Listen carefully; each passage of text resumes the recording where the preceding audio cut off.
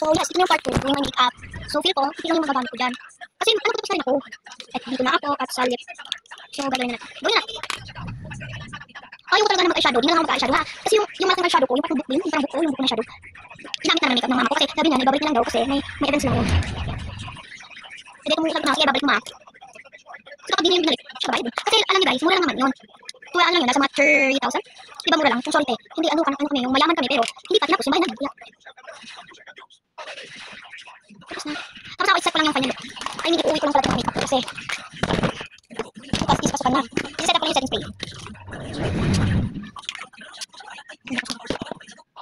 Set ko lang yung final look. Yun na. Pretty ba guys?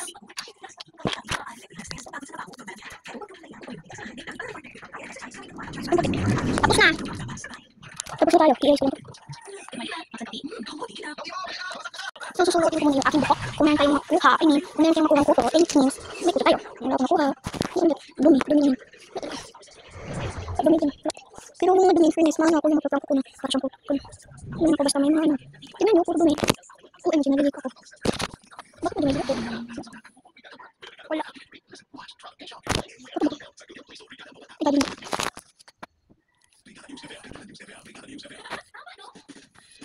Always talaga ako magsusulit eh. Hindi mo po, yung ano palagi, susulit eh, yung tagalanday.